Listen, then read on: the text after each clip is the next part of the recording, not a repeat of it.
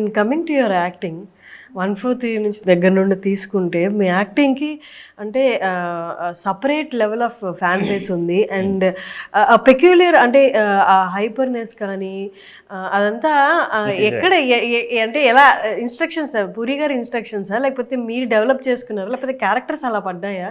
అంటే నా నేచరే అలా ఉంటుందండి. అన్నయ్యని కూడా మీరు అబ్జర్వ్ చేస్తే అలానే ఉంటాయి. ఆయన అంటే హీరో ఎలా ఉంటాడో ఆయన మాట్లాడే విధానం కూడా అలానే ఉంటుంది.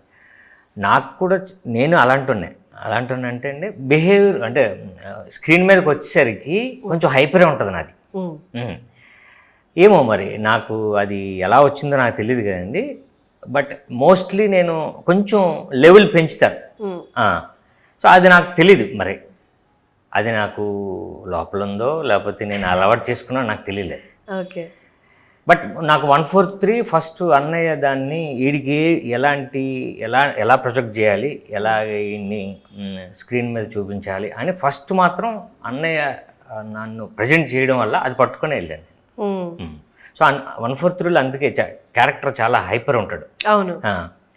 సో నాకు అది దగ్గరగా ఉంది. అన్నయ్య కూడా ఒకటి క్రియేట్ చేశాడు, దానివల్ల నాకు అది పట్టుకున్నాను. ఇంకా 143 అసలు ఒప్పుకోవడానికి అన్నయ్య డైరెక్ట్ చేయడానికి అంటే ఇంట్లో ఎప్పటి నుంచో అడుగుతూ ఉంటే 143 కరెక్ట్గా టైంకి వచ్చి అలా జరిగిందా లేకపోతే 143 స్క్రిప్ట్ వచ్చి దీనికి సాయిరామ్ శంకర్ అయితే సెట్ అవుతాడు కాబట్టి పెట్టాడు, అది ఎలా జరిగింది అసలు? లేదండి, అనుకొని చేసింది. అంటే ఇడియట్లో నాకు ఫస్ట్ అసలు ఈ కథ ఏంటి అనేది ఫస్ట్ ఒక వేషం ఇచ్చారు. మా నాన్నకి చేయాలని, హీరోయిన్ చేయాలని, అన్నయ్యకి కూడా అదే. అందుకు అసలు ఈడియట్లో ఎలా ఉంటుందని నాకు చిన్న అలవాటు చేశారు. తర్వాత సత్యనంద గారి దగ్గరికి అన్నయ్య పంపించాడు.